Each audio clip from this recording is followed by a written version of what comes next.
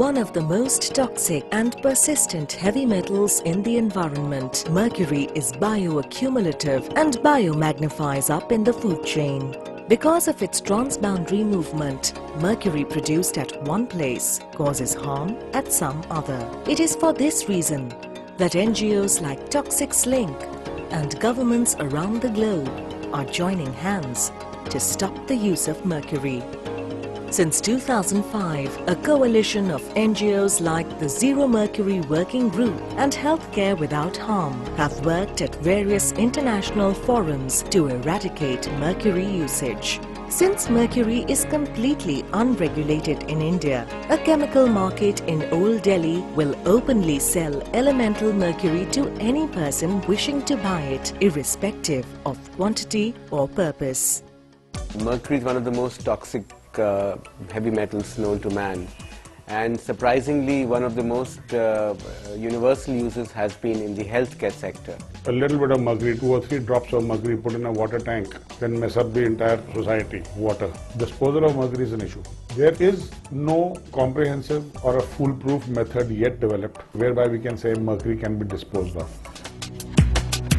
Unlike many Western countries, India has no clear-cut guidelines on the correct storage or disposal of mercury.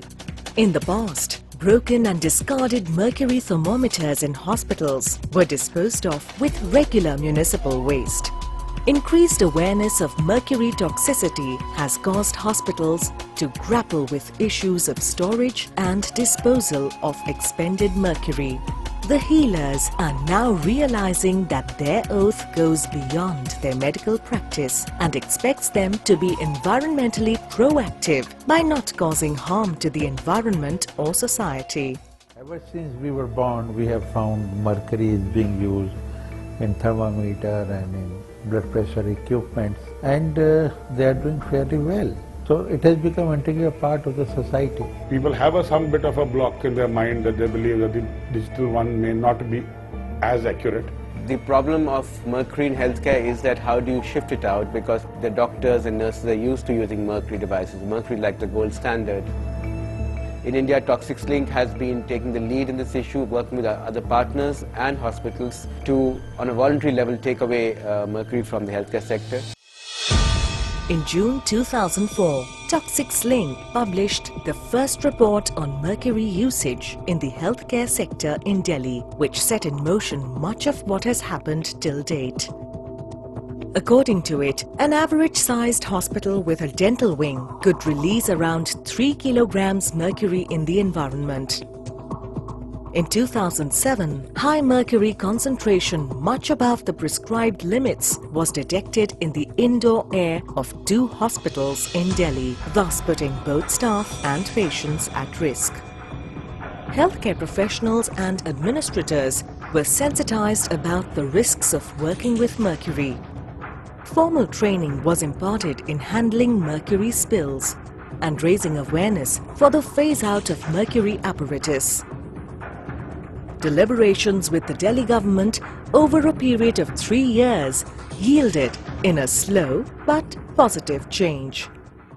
In 2007, April, there was a meeting under the all stakeholders under Principal Secretary Health, and then there we have decided that we should do away with all instruments in our hospitals and dispensaries containing mercury.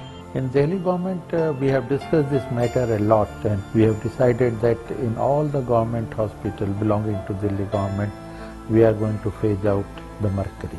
In most of the bigger Delhi government hospitals, they have already started replacing the mercury BP instrument as with a thermometer, and to the best of my knowledge, perhaps 70 to 80% work has been done. Our clinicians who have been used to, believing that the mercury sphygmanometers are the best and are the gold standard, surprisingly they have accepted the non-mercury sphygmanometers and thermometers with great amount of comfort and ease. Thermometers we have been able to phase out. And now we've got only digital thermometers. We don't have any mercury thermometers in the hospital. As a matter of fact, we have a plan that by September this year, we change over to digital BP apparatuses also. So we have phased out mercury. I think by the beginning of next year, we probably would not have any mercury here. Even the dental sector is not lacking behind. There is a consensus among practitioners that mercury leaches out of the amalgam filling in the mouth to cause mercury poisoning in the individual.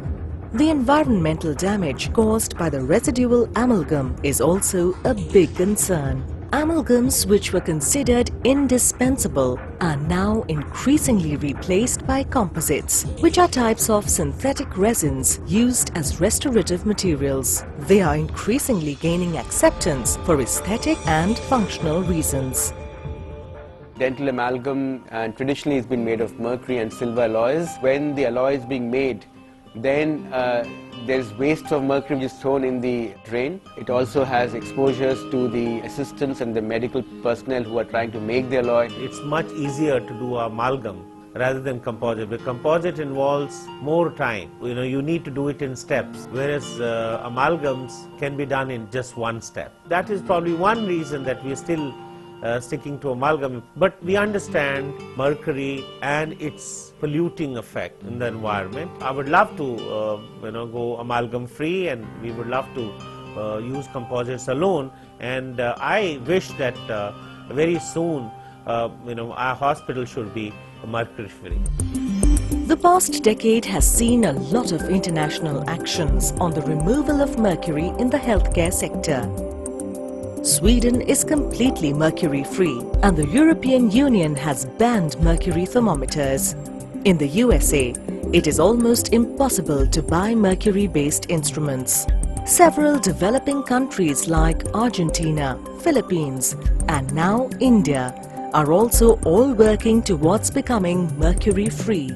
It could be that in the next 10 years we could get the world free of mercury measuring devices from the healthcare sector completely. International coalitions like ZMWG and Healthcare Without Harm, in partnership with the WHO, are making efforts along with hospitals and health systems to have 70% of the world's hospitals mercury-free by 2017. In India, Toxics Link helped raise this issue with the medical fraternity, which helped Delhi have the courage and conviction to go mercury-free. The environmental impacts and personal danger that mercury causes should be reason enough for the rest of the country to do so as well. Our doctors have also joined into this, making our entire health system mercury-free. They're agreeing to take this up helps because they are able to communicate about this to patients and manage their expectations in a very good manner. All my doctors, nurses, staff are much happier handling non-mercury apparatus or instruments. So it is very important for us to create an awareness program so that each one of us should know that mercury is bad for the health. The evidence is out there. It is quite clear this can be done, and there is no reason why India cannot follow suit by being proactive in being mercury free from the healthcare sector, but also take the opportunity to be a major producer of non-mercury devices. Let's join hands to make the world toxic free.